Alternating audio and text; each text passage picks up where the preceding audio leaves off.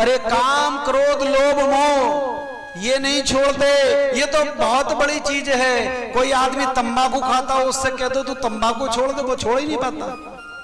तो काम क्रोध मोह लोभ कैसे छोड़ेगा?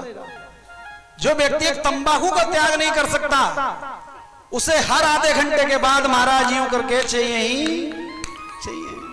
और आजकल के तो भक्त भी बड़े चालाक हैं। हाँ, अब कथा में आए हैं, मना है तंबाकू किसी भी पान का सेवन करना मना है। श्रीमद् भागवत कथा जब श्रवण कर रहे हो, लेकिन कुछ भक्त तो महाराज ऐसे आते हैं, और भक्त को तो छोड़ो, एक तो गुरुजी भी ऐसे आ गए जिनको गाल में सुरती दबाने का बड़ा चाव था, और जब तक वो उसको दबाकर अपने गाल में, जब तक कथा उनसे बनती नहीं थी, अब उन्होंने कहा, अब उनका मन चटपटाने लगा, किस प्रकार से अंदर जाए। अब मैं तो गद्दी पर बैठा हूं, कैसे खाऊं?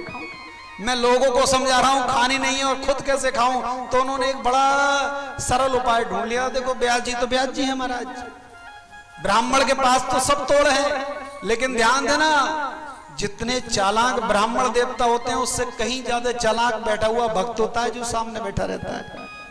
हाँ, अब ब्राह्मण देवता ने तुरंत अपनी जेब से पैकेट में से वो निकाला और नीचे नीचे हाथ पे रख लिया।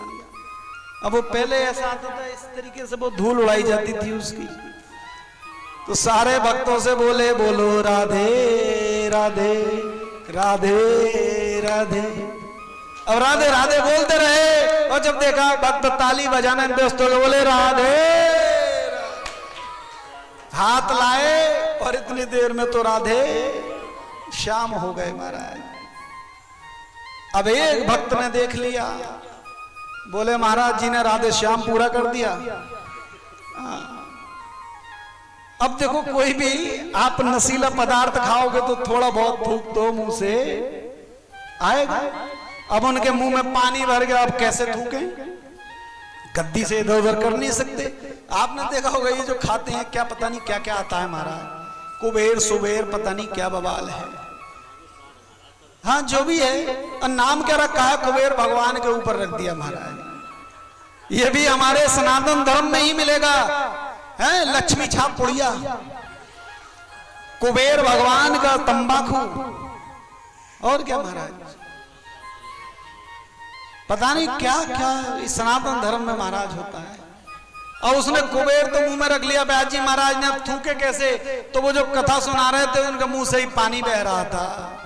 एक भक्त आया, बोला महाराज तुम कथा तो बढ़िया सुनाते हो, लेकिन थूकते बहुत हो, तुम्हारे मुंह से लगातार पानी बहता है। बोले बाबरे, तू नहीं जानता, मेरे मुंह से जब मैं कथा सुनाता हूं तो गंगा यमुना प्रभावित होती रहती है।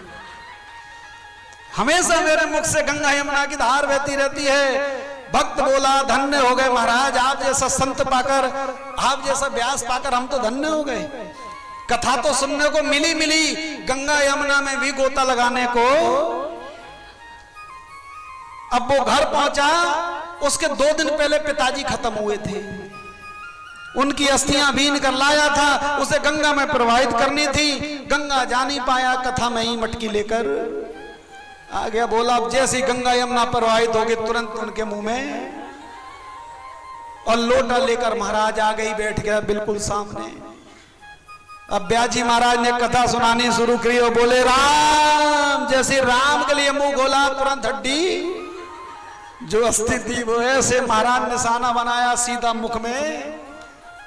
तुरंत ब्यास जी बोले क्या आ गया?